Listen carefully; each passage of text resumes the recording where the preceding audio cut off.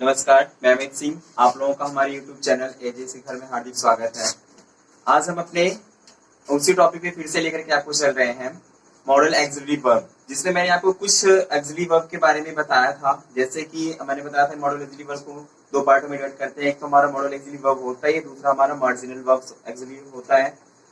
तो जिसमें modal auxiliary verb के अकॉर्डिंग में मैंने आपको can, could, may, might, shall, should, will, इतना मैंने आपको बताया था। अब आगे जितने भी बचे हुए हैं, वुड हो गया हमारा, मस्ट हो गया, ऑट टू हो गया, और उसके बाद में डेयर हो गया, नीड हो गया, ये इतने हमारे भी ऑक्सिलरी वर्ब्स जो है क्या बचे हुए हैं। तो आइए हम इनके बारे में बताते हैं आपको, क्योंकि वर्ब्स जो है बहुत ही इंपॉर्टेंट चैप्टर है आपके लिए। यूज ऑफ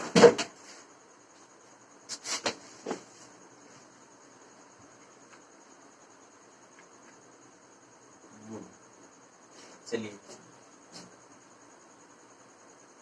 यह विल का पास्ट फॉर्म है। जैसा कि मैंने बताया था आपको कि जो शैल का पास्ट फॉर्म शुड होता है, वैसे ही सेम हमारा क्या होता है कि विल का पास्ट फॉर्म वुड होता है। फिर नेक्स्ट पॉइंट इसका, यह भूतकाल के लिए प्रयोग किया जाता है। तीसरा है हमारा वुड पास्ट टेंस की आदतों को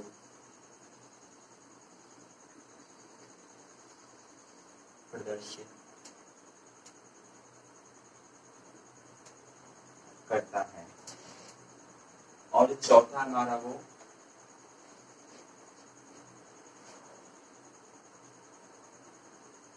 नम्र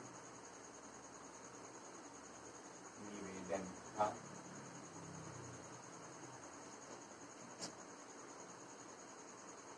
पॉलिट रिक्वेस्ट के लिए इसका प्रयोग करते हैं। यूज हमें देखना है इसका, कीवुड विल का क्या पास्ट फॉर्म होता है, और इसका जो यूज किया जाता है वो पास्ट टेंस में किया जाता है। इसके अलावा जो तीसरा होता है, पास्ट टेंस में किया तो जाता है, एक तो सिंपल वाले पास्ट में किया जाता है। दूसरा हमारा अगर पास्ट टेंस में किसी भी आदत को अगर उसमें एक्सप्रेस किया जाता है, तो उस आदत को बताने के लिए क्या किया जाता है, वुड का यूज किया जाता है। और जो लास्ट में है हमारा नम्र निवेदन के लिए, अर्थात पॉलिट रिक्वेस्ट अगर किसी भी सेंटेंस में की जाती है, तो वहां पर भी हमारा वुड का यूज किया जाता है। नेक्स्ट कह दिया, जैसे एग्जांपल इससे,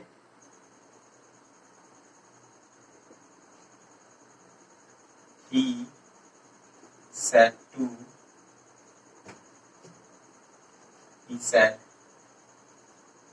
that,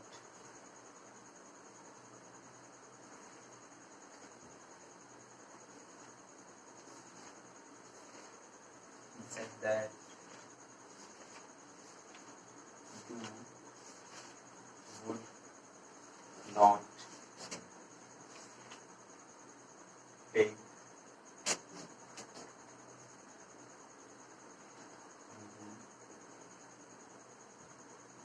प्रॉब्लम।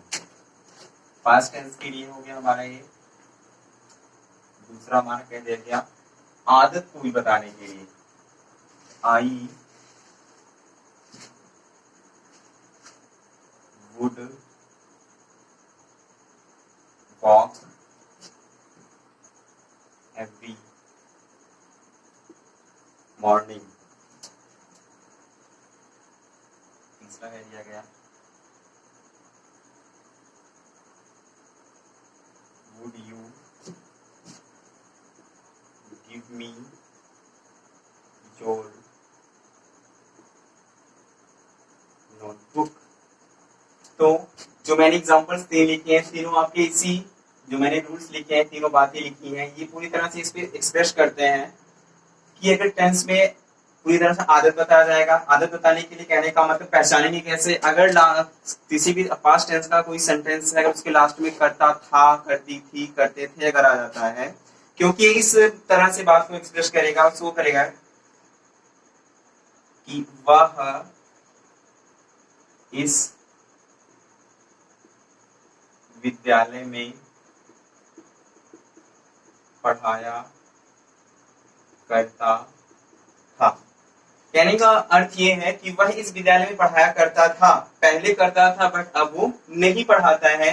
प्रेजेंट में वो कार्य नहीं किया जाता है, लेकिन पास्ट में वही कार्य क्या होता है, किया जाता था। जब आदतें हमारी करने के बाद उसको छोड़ दिया जाता है तो वहां पे हमारा क्या बताता है, वो वुड का यूज वहां पे करना चाहिए, क्योंकि वो क्या बताएगा, पास्ट टेंस की आदत को ही एक्सप्रेस कर रहा है, तो वहां पे हमारा क्या यूज किया जाएगा, वुड ही यूज किया जाएगा। तो इसमें हो जाएगा इसका translation, he would teach in this school. तो उम्मीद करता हूं आप लोग समझ गए होंगे वुड का यूज। अब नेक्स्ट हमारा है, बीच बीच में आप लोग नोट कर लिया कीजिए, अब यूज ऑफ मस्ट। सेम आपने अर्थ देखा होगा कि मस्ट का जो अर्थ होता है चाहिए ही होता है, लेकिन वो जो लगता है अत्यधिक ज्यादा अनिवार्यता को, आवश्यकता को, नेसेसिटी को वो बताने के लिए किया जाता है। यूज ऑफ मस्ट, मस्ट का अर्थ क्या होता है, चाहिए होता है हमारा। लेकिन चाहिए हमारा शायद शुड का भी होता था, तो हमें कंफ्यूज होने वाली बात इसमें नहीं कि चाहिए आ गया, तो मैंने आपको बताया था कि चाहिए आपके कई ऐसे वर्ड्स मिलेंगे जिसका जो मीनिंग होता है चाहिए होता है, लेकिन उसको हमें क्या करना है, सेंस के, सेंटेंस का जो सेंस होगा उस सेंस को पहले हम समझेंगे, उसके बाद में क्या करेंगे, हम वहां पे उसी सेंस के अकॉर्डिंग में अपने उस वर्ड को, मॉडल ऑक्सिलरी वर्ब को क्या करेंगे, यूज करेंगे। तो जब किसी भी सेंटेंस में आवश्यकता को बताया जाता है, आवश्यकता के साथ साथ चाहिए के सेंस भी आते हैं, तो वहां पे क्या लगाया जाता है, हमारा मस्ट का यूज किया जाता है। बताइए क्या क्या शो करेगा, आवश्यकता अर्थात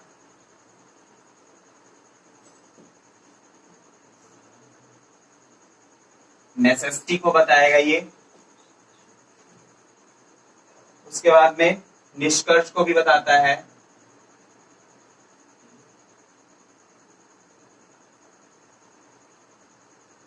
कंक्लूजन। उसके बाद में किसी भी चीज को अगर मना करना होता है, मना करना, आई मीन निषेध जिसे कहते हैं, जिसे कह दिया जाए निषेध।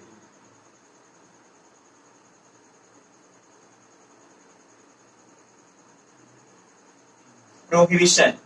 तो तीन चीजें जहां पर किसी भी सेंटेंस में हमारी होती हैं, तो वहां पर हमें क्या यूज करना है, मस्ट का यूज कर देना है। एग्जांपल्स के जरिए हम इसको समझेंगे कि कैसे, कहां पर हमें इसका यूज करना है। क्या दिया गया, तुम्हें दवा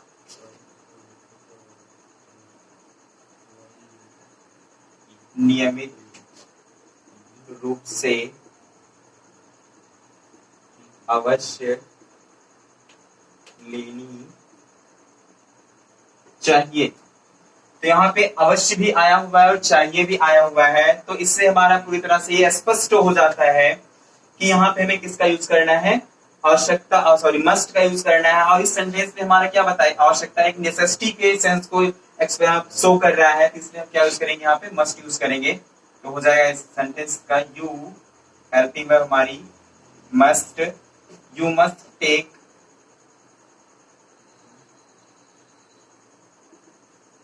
मेडिसिन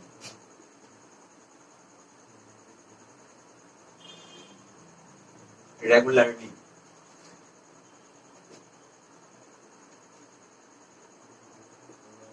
मेरे मित्र को इस समय अवश्य होना चाहिए। देखिए मेरे मित्र को इस समय यहाँ अवश्य होना चाहिए, एक निष्कर्ष की बात बता रहा है, एक धारणा की बात बता रहा है, यहाँ पे कंक्लूजन वाले बातों को एक्सप्रेस कर रहा है। तो यहाँ पे हमें क्या यूज करना है, मस्ट ये भी यूज होगा, क्या हो जाएगा, my friend must be here at this time. आगे चेतावनी या फिर मना करने की बात कही जा रही है।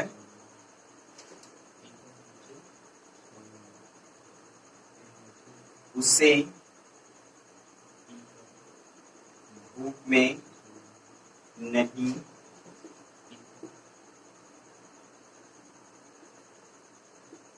खेलना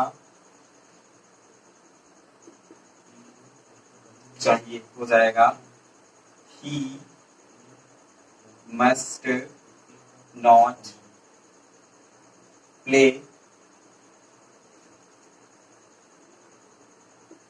इन सनलाइट। तो समझ गए होंगे, पहला सेंटेंस जो मैंने लिखा गया है उसमें नेसेसिटी को एक्सप्रेस कर रहा है, दूसरा जो इसमें कंक्लूजन धारणा को अर्थात निष्कर्ष को बता रहा है, और जो तीसरा मैंने लिखा है निश्चय प्रोहिबिशंस वाला, उसमें नहीं वर्ड लगा हुआ, उसके बाद चाहिए आया। बट ये हमें देखना है, क्योंकि मना करना सिर्फ यही नहीं कि प्रोहिबिशन बस ओनली इसी के लिए, कई आपको सेंटेंस मैंने पढ़ाए होंगे जिसमें मिला होगा। तो लेकिन इन सभी बातों को हमें क्या करना है, पूरी तरह से दिमाग में ये याद रखना है कि कहाँ पर सेंस हमें, क्योंकि सेंस से ही पूरी तरह से इंपॉर्टेंट होता है मॉडुलैरिटी वर्ब्स। अगर आप किसी भी मॉडुलैरिटी वर्ब के सेंटेंस में सेंस को अगर नहीं देखते हैं तो सेंस ही उस सेंटेंस का सबसे एक अहम कुंजी होती है। अगर आप उस कुंजी के द्वारा किसी ताले को नहीं खोल पाए, ताले को खोलने का मतलब ये है कि सेंटेंस को नहीं समझ पाते हैं, तो सेंटेंस को आप किसी भी तरह से अगर आप ट्रांसलेशन करते हैं और बिना सोचे समझे आप ऑक्सिलरी वर्ब्स के यूज को लगा देते हैं वहां पे, तो सेंटेंस हमारा क्या होगा, पूरी तरह से वो रॉन्ग चला जाएगा। तो इसलिए आपको पूरी तरह से क्या करना है, सोच करके समझ करके सेंस को आपको समझना है, और सेंस को देखने के बाद समझने के बाद आपको क्या करना है, उसका यूज कर देना है। एक बात हमेशा ध्यान रखनी, जितने भी मॉडल एक्सिव वर्ब्स होते हैं सबके साथ में मेन वर्ब की फर्स्ट फॉर्म ही आती है, ये बात मैं आपको हमेशा बताऊंगा।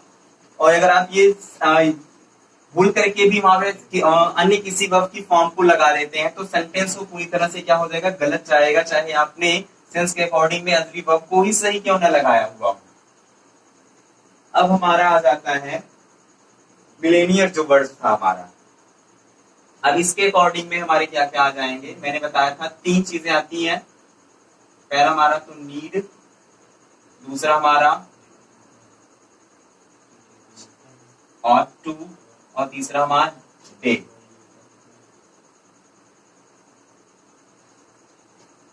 डेयर। चलिए, use of, sorry, need. Use of need. Need means क्या होता है, आवश्यकता। नीड जो है यह मेन वर्ब का भी काम करता है सेंटेंस में, और ये मॉडल एक्सिव वर्ब का भी काम करता है, तो दोनों बातों को ध्यान भी रखना है। अगर हम मेन वर्ब के अकॉर्डिंग इसको लगाते हैं तो ये वर्ब के सब्जेक्ट के अनुसार ये वर्ब के फॉर्म को भी बदलेगी, अर्थात उसमें SCIS भी लग सकता है, सेकंड फॉर्म भी हो सकता है, वो अपने सेंटेंस के कॉन्टेंट्स के अकॉर्डिंग में चेंज होती रहेगी। लेकिन अगर मॉडल एक्सिव वर्ब के थ्रू में हम यूज करते हैं तो हमारा क्या होगा, वो पूरी तरह से ये उसके साथ में जो वर्ब आएगी वो फर्स्ट फॉर्म में ही आएगी, क्योंकि यहाँ पे हेल्पिंग वर्ब का काम करेगा। बट वो जब मेन वर्ब का काम करेगा तो अनदर हमारी उसके साथ हेल्पिंग वर्ब आएगी। लेकिन यहाँ पे क्या होगा, सेल्फ में ही क्या है कि हेल्पिंग वर्ब है।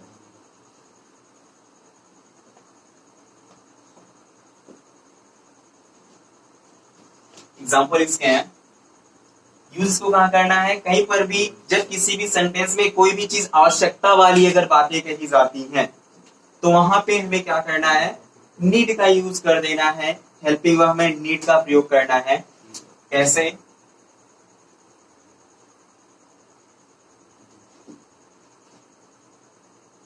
तुम्हें मेरी चिंता करने की आवश्यकता नहीं है। तुम्हें मेरी चिंता करने की आवश्यकता नहीं है, तो हो जाएगा इसमें you need not worry for me.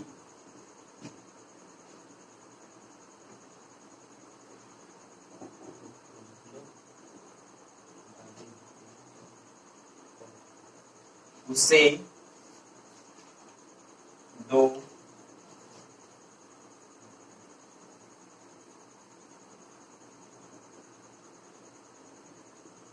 कलमों की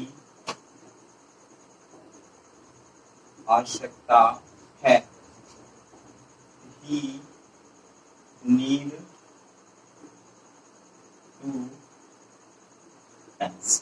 तो आप समझ गए होंगे, कहीं पर भी सेंटेंस आवश्यकता अगर दिख गया तो वहां पे हम क्या यूज करेंगे, नीड का यूज करेंगे। मैंने आपको बता दिया है, आप समझ गए होंगे।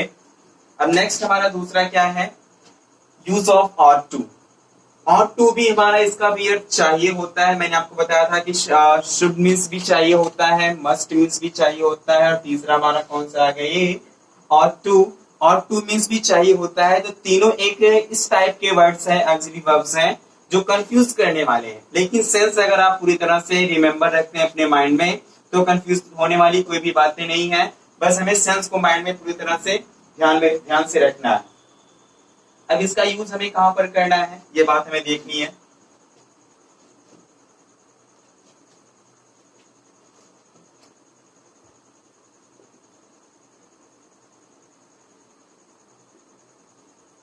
यूज ऑफ ऑट टू, इसका मतलब भी क्या होता है, चाहिए।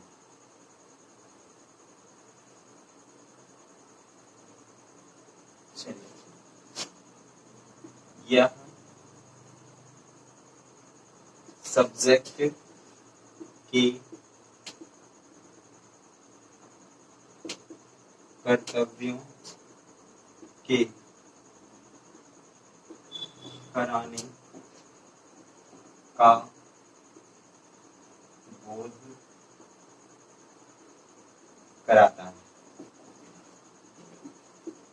और टू जो है सेंटेंस में, अगर किसी भी सेंटेंस में सब्जेक्ट के उसके कर्तव्यों को बोध कराने की अगर बात कही जाती है, तो वहां पे हमें क्या यूज करना है, और टू का यूज करना है। और टू सेंटेंस का भी इसका भी अर्थ चाहिए होता है, लेकिन ये मस्ट से बहुत ही ज्यादा डिफरेंट है।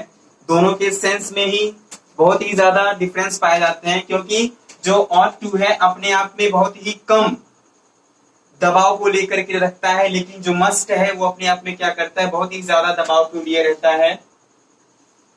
इसमें जो कार्य करने का अपेक्षाकृत जो स्मरण शक्ति को बताया जाता है, कार्य करने के जो ढंग बताए जाते हैं, वो परफेक्टली सब्जेक्ट के अकॉर्डिंग में होनी चाहिए, क्योंकि बताया जाता है सब्जेक्ट को क्या चीजें करनी चाहिए, क्या नहीं करनी चाहिए, ये इस तरह से शो करता है ये।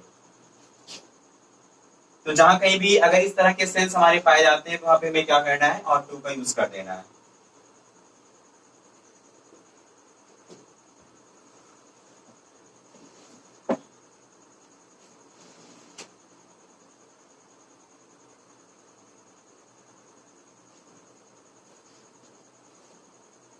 उसे एक अच्छा गायक होना चाहिए। He ought to be a good singer। तुम्हें अपना काम करना चाहिए। You ought to do your work। तो आप देख रहे होंगे, उसे एक अच्छा गायक होना चाहिए। तो ये जो उसे कहा गया है, और ये गायब होने वाली बात जो है पूरी तरह से सब्जेक्ट पर डिपेंड करके करती है, अर्थात उसे ये जो सब्जेक्ट है इंडिकेट करता है कि उसे एक अपने कर्तव्य के प्रति उसको क्या कर रहा है, इंस्ट्रक्शन वाली एक्सप्रेस कर रहा है। तो इससे हमें पता चल जाता है किसी भी सेंटेंस में कर्तव्य के सब्जेक्ट के द्वारा उसके कर्तव्यों को अगर बताया जाता है तो वहां पे हमें क्या करना चाहिए, और टू का यूज करना चाहिए। अब नेक्स्ट हमारा सबसे लास्ट मिलेनियर का आता है डेयर होता है। डेयर ये इस टाइप का है जिसमें अपने आप में भी क्या करता है, इसका अर्थ साहस करना होता है, साहस करना।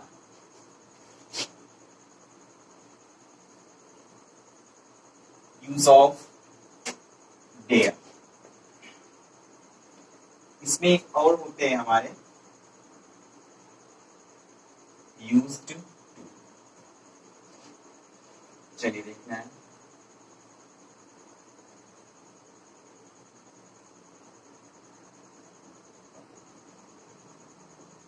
इसका मतलब क्या होता है, साहस। यदि किसी भी सेंटेंस में साहस करने की बात अगर कही जाती है, बट वो वहां पे हमारा कैसा हो, मेन वर्ब के में ना हो, और वहां पे वो हेल्पिंग वर्ब के थ्रू में अगर आता है तो वहां पे मॉडल एक्सिलरी वर्ब में बन जाता है। तो यहाँ इस टाइप में अगर कोई भी बात हमारी सेंटेंस में पाई जाती है तो वहां पे क्या यूज किया जाएगा, हमारा डेयर का यूज किया जाएगा। जैसे कह दिया जाता है सेंटेंस में,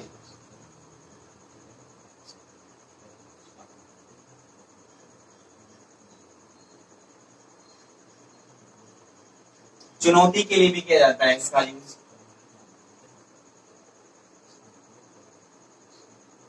चुनौती के लिए भी इसका यूज किया जाता है, तो ध्यान देना है आपको।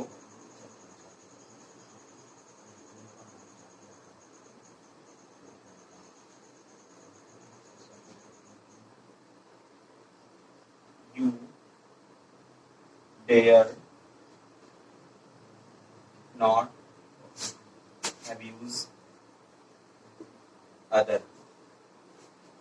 इसका जो अर्थ है, तुम्हें लोगों को गाली देने का साहस नहीं है, इसका ये अर्थ हो जाएगा,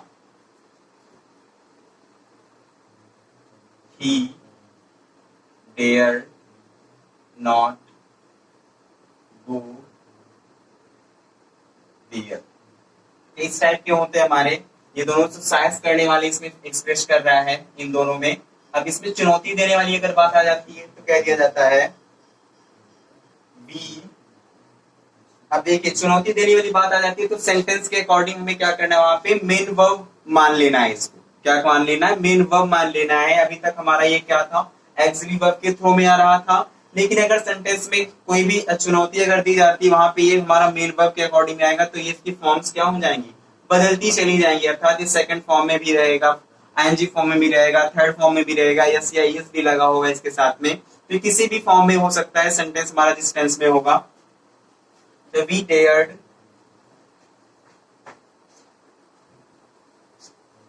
them to face the task। तो इस टाइप में जितने भी बताए गए मैंने, साहस और चुनौती वाले डेयर के लिए यूज किया जाता है। अब नेक्स्ट है हमारा use of use to.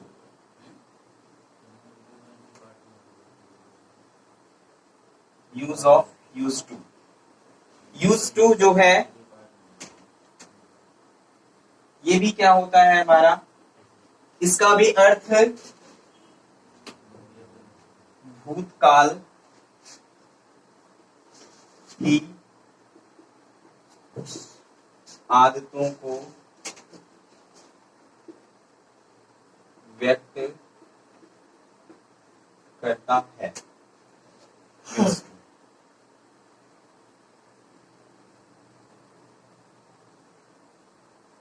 Would तथा यूज टू का समान अर्थ होता है। ये बात आपको ध्यान में रखनी है कि जो यूज टू का यूज होता है हमेशा पास्ट टेंस के आदतों को व्यक्त करने के लिए किया जाता है। नेक्स्ट, अगर किसी भी सेंटेंस में भूतकाल की आदतों को बताया जाता है तो वहां पे हम चाहे वुड का यूज कर सकते हैं, चाहे हम यूज टू का, दोनों में से किसी का भी यूज कर सकते हैं। कहने का अर्थ ये होता है अगर सेंटेंस के लास्ट में क्या आएगा हमारा, करता था, करती थी, करते थे, इस टाइप में अगर कुछ भी आ जाते हैं तो हमारा क्या हो जाएगा, वो चाहे हम यूज टू का यूज करें चाहे वुड का यूज करें। तो बट फिलहाल हम बात कर रहे हैं यूज टू की, तो यूज टू को करने के लिए एग्जांपल इसके देखेंगे हम कैसे इसका यूज किया जाएगा।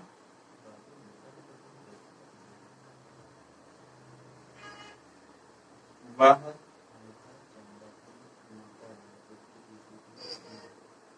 हमें भोजन पकाकर खिलाया करती थी।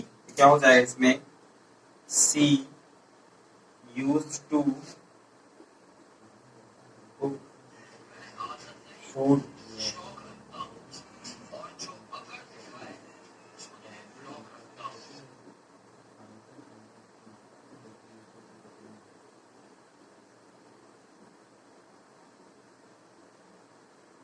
सर्व अस। तुम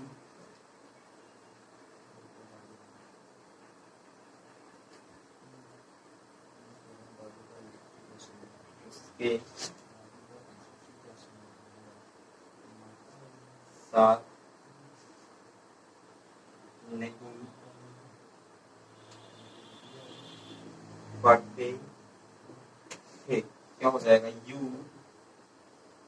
यूज्ड टू नॉट, सॉरी नीचे दिख नहीं रहा होगा इसलिए मुंह पर लिख दे रहे हैं।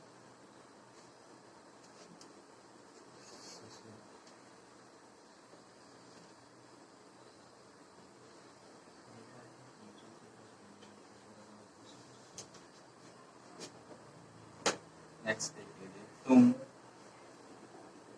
उसे छेड़ते रहते थे। क्या हो जाएगा, you used to tease him. तो इस टाइप से पता चल जाएगा हमारा सेंटेंस में भूतकाल की आदतें बताई जाएंगी, चाहे हम वुड का यूज करें चाहे हम यूज टू का। अगर वुड का यूज करेंगे तो कैसे हो जाएगा, यू वुड टीज हिम। तो सेंटेंस हमारा दोनों सही है, ये नहीं है कि अगर वुड का यूज कर रहे हैं तो हमारा गलत हो जाएगा। हम दोनों में से किसी का भी यूज कर सकते हैं, चाहे हम यूज टू का यूज करें चाहे हम वुड का यूज करिए। तो इस तरह के मॉडल एक्सिलरी वर्ब्स हैं। अब हमारी जितने भी मैंने आप मॉडल एक्सिलरी वर्ब थे मैंने आपको सब बता दिया। सबसे लास्ट में हमारा बचता कौन सा है, फ्रेजल वर्ब, जो कि सिर्फ आपको जानना है फ्रेजल वर्ब होता क्या है। आगे मैं आपको नेक्स्ट क्लासेस में बताऊंगा कि फ्रेजल वर्ब होते क्या है। नेक्स्ट क्लासेस कहने का मतलब ये फ्रेजल वर्ब्स अधिकतर जो यूज किया जाता है वो इंटर लेवल में आपको मिलेंगे, अर्थात जब आप इंटर में पहुंच जाते हैं। ये तो भी मैं 10th के लिए क्लासेस बना रहा हूँ। जब आप इंटर में पहुंच जाएंगे तो आपको वहां फ्रेजल वर्ब्स ढेर सारे मिलेंगे। तो आपको जब आप थोड़ा अभी से ही उसके प्रति फैमिलियर रहेंगे तो आपको बहुत ज्यादा टेंशन लेने की कोई आवश्यकता नहीं होगी, परेशान होने की कोई आवश्यकता नहीं कि फ्रेजल वर्ब होता क्या है।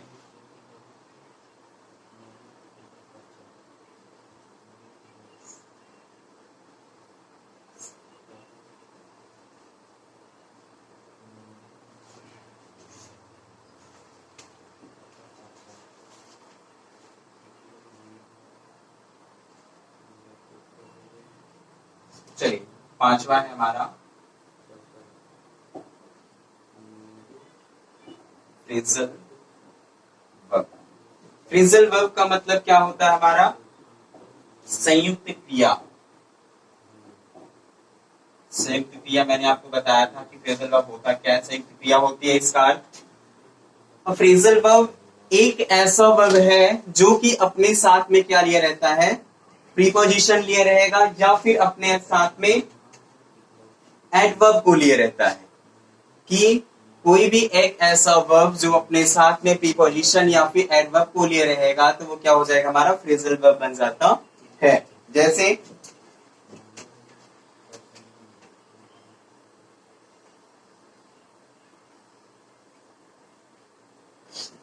पहचानेंगे कैसे, जब किसी भी वर्ब के बाद प्रीपोजिशन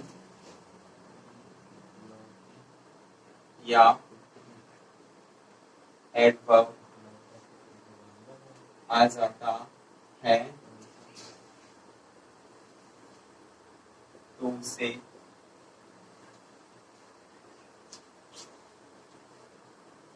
फ्रेजल वर्ब कहते हैं। आई मीन संयुक्त क्रिया। संयुक्त क्रिया कहने का मतलब जो कुछ चीजों से मिलकर के बनी हुई थी उसे क्या कहते हैं, संयुक्त क्रिया कहते हैं। जैसे कह दिया गया आस्क फॉर, तो आस्क हमारा मेन वर्ब हो गया और ये फॉर जो क्या है, ये हमारा ये वर्ब हो गया और ये जो फॉर क्या है हमारा प्रीपोजिशन हो गया। इसका अर्थ क्या होता है उस फॉर का, मांगना होता है या फिर मांग करना भी होता है, मांग करना। नेक्स्ट जैसे देख लिया हम, ये तो पहली हो गई। दूसरा हमारा पुट ऑन, तो पुट हमारा क्या हो गया, वर्ब हो गया और ये ऑन क्या हो गया हमारा प्रीपोजिशन हो गया हमारा ये। तो इसका अर्थ क्या होता है, पहनना होता है या फिर जलाना भी होता है। ऐसे पुट ऑफ का होता है, उसका भी उतारना, उतारना या फिर निकालना या फिर बुझाना।